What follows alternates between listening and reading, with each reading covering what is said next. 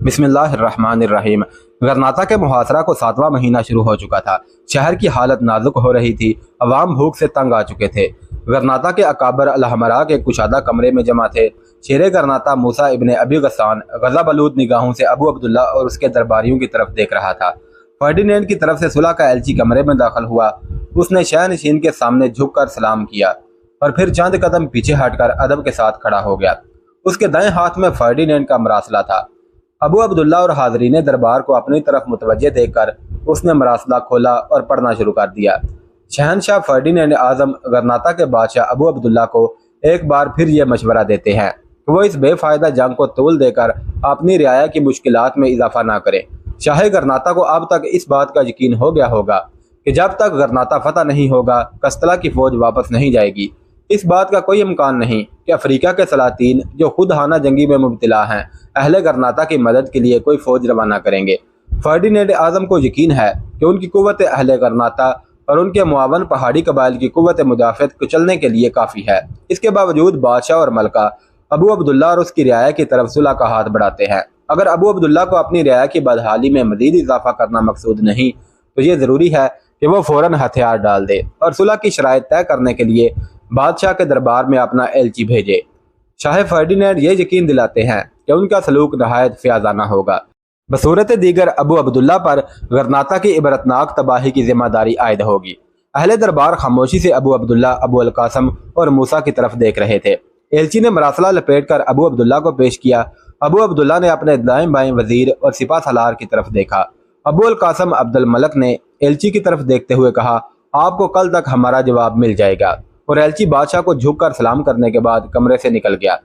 दरवाजे पर 2 पहरेदार उसके साथ हो लिए और उसे शाही मेहमान खाना की तरफ ले गए। अबू अब्दुल्ला मरासला को एक नज़र देखने के बाद मूसा की तरफ मुतवज्जे हुआ और मगमूम लहजे में बोला, मूसा तुम्हारी क्या राय है? मूसा उठा और एक लम्हा के लिए खामोशी के साथ हाज़रीन दरबार की तरफ देखने के बाद बोला, हमें यह बताया गया था कि फर्डिनेंड का एलची सुलह का पैगाम लेकर आ रहा है, लेकिन मसालहत के लिए पहली शर्त जो आप भेज चुके हैं यह है कि हम हथियार डाल दें। मेरे ख्याल में हथियार डाल देने के बाद हमारे लिए दूसरी शराइत तय करने का सवाल पैदा ही नहीं होता। इस मकतूब का मफहूम यह है कि हम पहले फर्डिनेंड की ताकत के सामने घुटने टेक दें और फिर उसके रहमो करम पर भरोसा करें। अबू अल कासम अब्दुल मलक ने हमें यह बताया था कि फर्डिनेंड हमारे साथ एक बाइज्जत समझौते के लिए तैयार है, इसलिए हमें खुले मैदान में फैसला कुन जंग लड़ने का इरादा तर्क कर देना चाहिए। तुमने मेरी बात ना सुनी, तुम खुद फरेबी में मुब्तला रहना चाहते थे और आज तुम इसका नतीजा देख रहे हो। सुल्तान मुअज़्ज़म, वज़ीर आज़म और बुजुर्गाने कौम, मेरी राय तुम्हें मालूम है, तलवार ने हमेशा कलम के फैसले को मनसूख नहीं किया। फर्डिनेंड का ख्याल है कि गरनाता की लाश कब्र में उतारी जा चुकी है और अब उस पर सिर्फ मट्टी डालने का काम बाकी है। उसका एलची तुम्हारे पास ये पैगाम लाया है कि अगर तुम लहद में दफन होने के लिए तैयार हो तो तुम्हारा कब्रिस्तान तुम्हारी ख्वाहिश के मुताबिक बनाया जाएगा। तुम अपना गला अपने हाथों से घोटने के लिए तैयार हो जाओ तो तुम्हारी लाशों की बेहुरमती नहीं की जाएगी। सुल्तान मुअज़्ज़म, अगर आप मुझसे फर्डिनेंड के मकतूब का जवाब पूछते हैं तो अहले गरनाता की तरफ से एक तलवार उसके पास भेज दीजिए। बाइज़्ज़त मुआहदों की तहरीर कलम से नहीं नोके शमशीर से लिखी जाती है। मूसा बैठ गया। दरबार पर थोड़ी देर के लिए खामोशी तारी रही। अबू अब्दुल्ला ने अपने वजीर की तरफ देखा और कहा, अबू अल कासम तुम कुछ कहना चाहते हो? अबू अल कासम ने उठकर जवाब दिया, सुल्तान मुअज़्ज़म, मैं मूसा इब्ने अबी गस्सान का मुखालिफ नहीं, मैं उनके जज्बात का एहतराम करता हूँ, लेकिन अगर उन्हें मेरी नेक नीयती पर शुबा है तो मैं इसी वक्त मुस्तफ़ा होने के लिए तैयार हूँ। मेरा जुर्म यह है कि मैंने शहर से निकलकर खुले मैदान में फैसला कुन लड़ाई की मुखालफत की है, लेकिन मूसा बिन अबी गस्सान को मालूम है कि मेरी मुखालफत बुज़दिली की वजह से न थी। मैंने सिर्फ ये राय दी थी कि अगर जंग का नतीजा हमारे हक में ना निकला तो हमें अलमनाक हादसा से दो चार होना पड़ेगा। फौज की जो हालत है वह मुझसे ज्यादा मूसा को मालूम है। अवाम की हालत भी किसी की निगाहों से पोशीदा नहीं। मूसा यकीनन मुझे ये इल्ज़ाम नहीं देगा कि उस दिन अल-हमरा के दरवाजे पर अवाम ने सुलह के हक में जो मुजाहरा किया था वो मेरी किसी साजिश का नतीजा था। और उसके बाद सुल्तान मुअज़्ज़म के सामने फौज के जिन सालारों और शहर के जिन अकाबर ने खुले मैदान में फैसला कुन जंग की मुखालफत की थी उन सब को मैंने सिखाया था। और आज फर्डिनेंड के एलची की आमद पर शहर के जो लोग खुशियां मना रहे हैं उन्हें मैंने खुफिया हदायत दी है। अकाबर गरनाता, अगर तुम मूसा के इस फैसले से इत्तफाक करते हो कि हमारे लिए आखिरी दम तक लड़ने के सिवा कोई चारा नहीं, تو میں تمہارے ساتھ ہوں، دشمن کو تمہارے فیصلے سے آگاہ کر دیا جائے گا۔ ایک سردار نے اٹھ کر کہا، میری رائے یہ ہے کہ ہم فیصلہ کن جنگ کے لیے تیار رہیں، لیکن اس کے ساتھ ہی اگر دشمن کے ساتھ کسی باعزت سمجھوتے کا امکان ہو تو گفت و شنید کا دروازہ بند نہ کیا جائے۔ دوسرے سردار نے اٹھ کر کہا، جذبات کی رو میں بہہ کر ہمیں تلخ حقائق کو نظر انداز نہیں کرنا چاہیے۔ اہل شہر بھوکے مر رہے ہیں، اگر یہ محاصرہ سردیوں تک جاری رہا تو ہماری حالت اور بھی نازک ہو جائے گی۔ باہر سے بدر بن مغیرہ کی مٹھی بھر جماعت کے سوا ہمیں کسی اور سے مدد کی امید نہیں۔ ہماری قوم فاقہ کشی اور جنگ کی دوہری مصیبت سے تنگ آ چکی ہے۔ ایک عالم دین اٹھ کر بولا، اگر ہم یہ فرض کر بھی لیں کہ ہم چند ماہ اور قلعہ بند رہ کر یا کھلے میدان میں لڑ کر فرڈینینڈ کو محاصرہ اٹھانے پر مجبور کر دیں گے تو یہ کون کہہ سکتا ہے کہ یہ جنگ ختم ہو جائے گی اور فرڈینینڈ زیادہ تیاری کے ساتھ دوسرا حملہ نہیں کرے گا؟ آخر ہم کب تک لڑتے رہیں گے؟ ہمیں یہ بھی نہیں بھولنا چاہیے کہ اس جنگ کی طوالت باقی اسپین میں ہمارے ان بے کس بھائیوں کی مشکلات میں اضافہ کر رہی ہے جو وہاں کی عیسائی اکثریت اور عیسائی حکومت کے رحم و کرم پر ہیں۔ موسیٰ نے اٹھ کر کہا، اگر آج کے دن ہم غرناطہ میں محصور ہونے کی بجائے کستلا کی چار دیواری کے سامنے کھڑے ہوتے تو اسپین میں ہمارے بھائیوں کی یہ حالت نہ ہوتی۔ ان پر مصائب کے پہاڑ اس وقت ٹوٹے ہیں جبکہ عیسائیوں کو ہماری بے بسی کا احساس ہو چکا ہے۔ ایک شخص نے اٹھ کر کہا، غرناطہ کے بعض علماء کا خیال ہے کہ فرڈینینڈ کے ساتھ ہماری یہ بے نتیجہ جنگ جہاد نہیں ہے۔ ہماری قوم کا ایک بڑا عنصر عیسائیوں کا محکوم ہو چکا ہے اور اس جنگ کا نتیجہ ہماری اور ہمارے بھائیوں کی مشکلات میں اضافہ کرنے کے سوا اور کچھ نہ ہوگا۔ موسیٰ غصے سے ہونٹ کاٹتا ہوا اٹھا۔ اس نے لرزتی ہوئی آواز میں کہا، ہماری جنگ ظلم و استبداد کے خلاف انسانیت کی جنگ ہے۔ ہماری فتح انسانیت کی فتح اور ہماری شکست انسانیت کی شکست ہوگی۔ میں اس مجلس میں کسی ایسے احمق کو عالم کے نام سے یاد کرنے کی اجازت نہیں دوں گا جو اسے جہاد نہیں سمجھتا۔ اہل غرناطہ، تم یہ کیوں نہیں سوچتے کہ ہم اس زمین کے لیے لڑ رہے ہیں جس پر ہم کھڑے ہیں؟ اگر ہم سے یہ چھن گئی تو ہم کہیں کے نہ رہیں گے۔ اگر غرناطہ ہمارے ہاتھ سے چلا گیا تو اندلس میں اسلام کا چراغ ہمیشہ کے لیے بجھ جائے گا۔ اس کے بعد اہل دربار نے باری باری اس بحث میں حصہ لیا۔ آدھی رات کے وقت یہ بحث ختم ہوئی۔ موسیٰ اور اس کے چند ساتھیوں کے سوا باقی سب کا فیصلہ یہ تھا کہ فرڈینینڈ کے جواب میں ابو القاسم عبد الملک کو اس کے پاس بھیجا جائے اور ابو القاسم فرڈینینڈ سے صلح کے لیے جو شرط لے کر واپس آئے ان پر بحث کی جائے۔ اگر یہ اہل شہر کو قابل قبول ہوں تو بہتر، ورنہ فیصلہ کن جنگ کی تجاویز پر غور کیا جائے۔ موسیٰ کو یہ یقین تھا کہ فرڈینینڈ کی طرف سے صلح کی شرائط اس قدر ذلیل ہوں گی کہ اہل غرناطہ اسے قبول نہیں کریں گے۔ اس لیے جب اس کی مرضی کے خلاف ابو القاسم فرڈینینڈ کے ساتھ بات چیت کے لیے روانہ ہوا تو اس نے فوج کو فیصلہ کن حملے کے لیے تیار رہنے کا حکم دے دیا۔ بدر بن مغیرہ اور اس کے ساتھیوں کو بھی اس کے تیار رہنے کے لیے ہدایات بھیج دی۔ ابو القاسم عبد الملک 3 دن تک فرڈینینڈ کے ساتھ سمجھوتے کی شرائط پر بات چیت کرتا رہا اور اس دوران میں غرناطہ کی مساجد میں موسیٰ کی روح پرور تقریریں اہل شہر میں ایک نئی زندگی پیدا کر چکی تھی۔ عوام کے جوش و خروش کے باعث جنگ کی مخالفت کا عنصر بہت حد تک دب چکا تھا۔ 3 دن کی طویل ملاقاتوں کے بعد ابو القاسم عبد الملک فرڈینینڈ سے صلح کی جو شرائط طے کرنے میں کامیاب ہوا وہ یہ تھی: فریقین 70 دن تک جنگ ملتوی رکھیں گے اور اس عرصہ میں حسب ذیل شرائط پر غرناطہ کی حکومت فرڈینینڈ کے سپرد کی جائے گی۔ نمبر 1، فریقین جنگی قیدیوں کو رہا کر دیں گے۔ غرناطہ کی عیسائی حکومت مسلمانوں کی جان و مال اور عزت کی حفاظت کا ذمہ لے گی۔ مسلمانوں کی مساجد اور اوقاف اور ان کی عبادات میں عیسائی کوئی مداخلت نہیں کریں گے۔ انہیں نماز پڑھنے، روزہ رکھنے اور اذان دینے کی پوری آزادی ہوگی۔ مسلمانوں کے گھروں اور ان کی مساجد میں کسی عیسائی کو داخل ہونے کی اجازت نہیں ہوگی۔ مسلمانوں کے مقدمات کا فیصلہ ان کے قانون شریعت کے مطابق ہوگا اور اس مقصد کے لیے مسلمان قاضی مقرر کیے جائیں گے۔ کوئی عیسائی یا یہودی ایسے مقدمات کا فیصلہ کرنے کا مجاز نہ ہوگا۔ اگر مسلمان چاہیں تو انہیں افریقہ ہجرت کرنے کی اجازت ہوگی اور عیسائی حکومت انہیں اپنے جہاز مہیا کرے گی۔ مسلمانوں کو ان کا دین تبدیل کرنے پر مجبور نہیں کیا جائے گا۔ جو عیسائی مسلمان ہو گئے ہیں انہیں بھی اسلام ترک کرنے پر مجبور نہیں کیا جائے گا۔ مسلمانوں کے گھروں پر عیسائی سپاہ متعین نہیں کی جائے گی اور نہ ہی ان پر کسی نئے ٹیکس کا بوجھ ڈالا جائے گا۔ نمبر 7، غرناطہ چھوڑنے کے بعد سلطان ابو عبداللہ کے سپرد البشارات کی حکومت کی جائے گی۔ 70 روز کے اندر شہر غرناطہ، قلعہ الحمراء اور تمام سامان جنگ عیسائیوں کے حوالے کر دیا جائے گا۔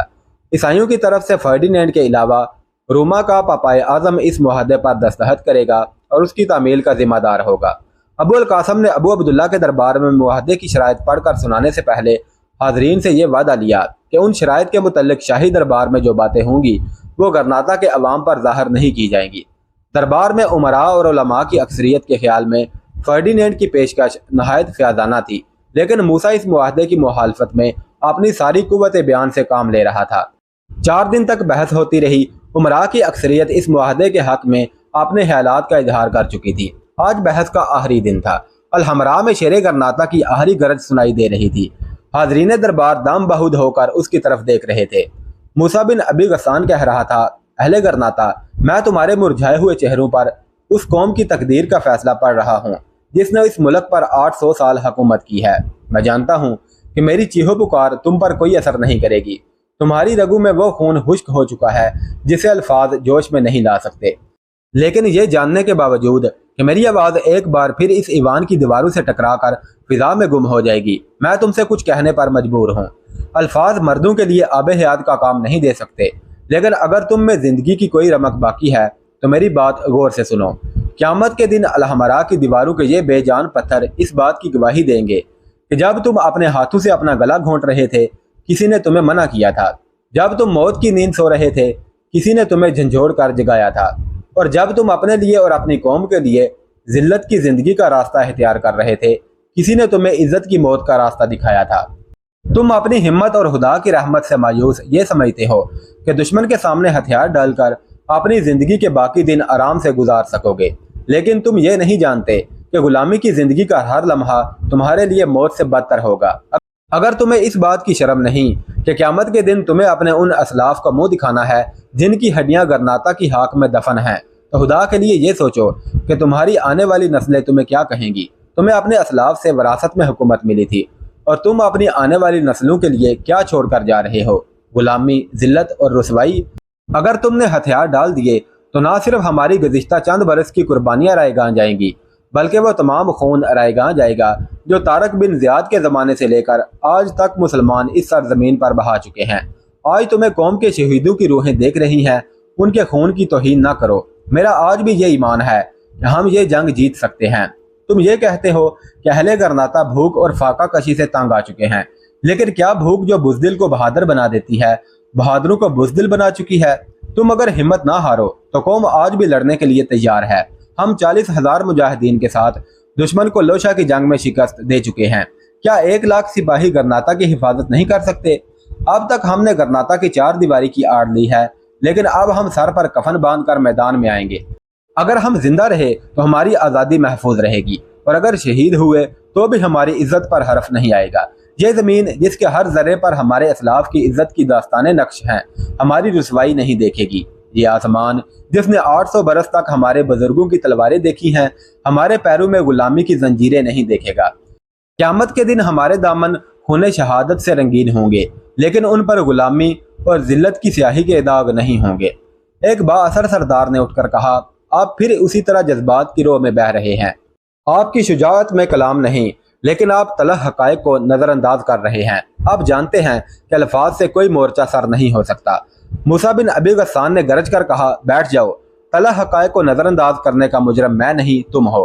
لیکن اس کے بیٹھتے ہی ایک عالم اٹھ کر کھڑا ہو گیا اور بولا، موسیٰ، خودکشی کسی مذہب میں جائز نہیں۔ ہم خدا کی رضا کے سامنے لاچار اور بے بس ہیں۔ تقدیر کا لکھا کوئی نہیں مٹا سکتا۔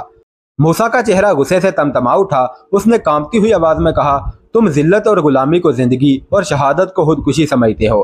یہ نئی بات نہیں۔ جب طارق نے اندلس کے ساحل پر سفینہ جلا کر اپنے ساتھیوں کو آگے بڑھنے کا حکم دیا تھا تو تمہارے جیسے دور اندیش اس وقت بھی یہ کہتے تھے کہ یہ خودکشی ہے، اور جب سلطان ابو الحسن کی فوج لوشا کی طرف بڑھ رہی تھی تو بھی تمہارا یہی خیال تھا کہ یہ اقدام خودکشی ہے۔ طارق اور ابو الحسن تو ہمارے جیسے معمولی انسان تھے، لیکن میدان بدر میں بھی جب سرور کائنات صلی اللہ علیہ وسلم کے 313 سرفروش دشمن کی ایک بہت بڑی فوج کے سامنے کھڑے تھے تو منافقین کا ایک گروہ کفار کی تعداد سے مرغوب ہو کر یہ کہہ رہا تھا کہ اسلام کا چراغ ابھی کفر کی آندھیوں کا سامنا کرنے کے قابل نہیں۔ میں نہیں جانتا کہ تم کس خدا کی رضا کے قائل ہو، میں صرف ایک خدا کو جانتا ہوں، اسی کے حکم کو مانتا ہوں اور اسی کی رضا کے سامنے سر جھکانا جانتا ہوں۔ میرا خدا وہ ہے جس نے محمد مصطفیٰ صلی اللہ علیہ وسلم پر قرآن نازل کیا تھا۔ میرا خدا وہ ہے جس نے نوح علیہ السلام کی کشتی کو طوفان سے بچایا تھا۔ میرا خدا وہ ہے جس نے 313 کو 1000 پر فتح دی تھی۔ میرا خدا وہ ہے جس نے کیسر و کسرا کے تاج اتار کر صحرا نشین عرب کے قدموں میں ڈال دیے تھے۔ اس خدا کے محبوب پیغمبر نے مجھے تعلیم دی ہے کہ مومن زندہ رہے تو غازی اور مر جائے تو شہید ہوتا ہے۔ اس خدا کو ماننے والے تلوار کی دھار پر چلتے ہیں، غلامی کی زنجیروں کا بوجھ نہیں اٹھاتے۔ اس خدا کی رضا یہ ہے کہ ہم سر پر کفن باندھ کر میدان میں نکل آئیں اور دنیا کی آخری حدود تک ظلم و استبداد، وحشت اور بربریت کا تعاقب کریں۔ اہل غرناطہ، میں تمہاری آنکھوں میں آنسو دیکھ رہا ہوں، لیکن غرناطہ کو تمہارے خون کی ضرورت ہے۔ اقوام کی عزت اور آزادی کی تاریخ آنسوؤں سے نہیں، خون سے لکھی جاتی ہے۔ تم قوم کے رہنما ہو، قوم نے تمہیں اپنے مستقبل کا فیصلہ کرنے کا اختیار دیا ہے۔ اگر تم نے غلطی کی تو تمام قوم کو اس کا خمیازہ بھگتنا پڑے گا۔ قانون فطرت میں انفرادی غلطیوں کے لیے چشم پوشی کی گنجائش ہے، لیکن اجتماعی غلطیاں معاف نہیں ہوتی۔ تم اگر خود ڈوبنا چاہتے ہو تو خدا کے لیے قوم کو ڈوبنے کا مشورہ نہ دو۔ تمہارے پاس وسائل ہیں، تم مصیبت کے وقت غرناطہ چھوڑ کر کہیں اور چلے جاؤ گے، لیکن قوم کے لیے ایسے حالات پیدا نہ کرو جن کے باعث وہ کہیں کے نہ رہے۔ موسیٰ بیٹھ گیا، ایوان میں سکوت طاری تھا۔ حاضرین کچھ دیر ادھر ادھر دیکھتے رہے۔ بالآخر ابو القاسم اٹھا اور اس نے کہا، بزرگان قوم، اہل غرناطہ کی قسمت کا فیصلہ اب آپ کے ہاتھ میں ہے۔ میں نے آپ کے حکم کے مطابق دشمن کے ساتھ صلح کی بات چیت کی تھی، لیکن ان شرائط کو منظور کرنا یا رد کرنا آپ کے اختیار میں ہے۔ اگر آپ یہ سمجھتے ہیں کہ ان حالات میں ہم جنگ جاری رکھ سکتے ہیں تو میں آپ کے فیصلے کا خیر مقدم کروں گا، لیکن اگر آپ بد دل ہو چکے ہیں تو میں یہ کہوں گا کہ ہمیں صلح کے لیے ان شرائط کو غنیمت سمجھنا چاہیے۔ اپنی انفرادی حیثیت میں موسیٰ کے خیالات کی تائید کرتا ہوں، لیکن ایک وزیر کی حیثیت میں آپ کے فیصلے کا منتظر ہوں۔ اس وقت یہاں وہ تمام سردار اور علماء جمع ہیں جو غرناطہ کی فوج اور عوام کی نمائندگی کا حق رکھتے ہیں۔ میں صرف اتنا جانتا ہوں کہ اگر آپ جنگ جاری رکھنے کا فیصلہ کریں گے تو ان حوصلہ شکن حالات کے باوجود پھر ایک بار ساری قوم اٹھ کھڑی ہوگی، لیکن اگر آپ صلح کے حق میں ہیں تو فوج یا عوام سے کوئی توقع رکھنا بے سود ہے۔ میں خدا سے دعا کرتا ہوں کہ وہ فیصلہ کرتے وقت تمہاری رہنمائی کرے۔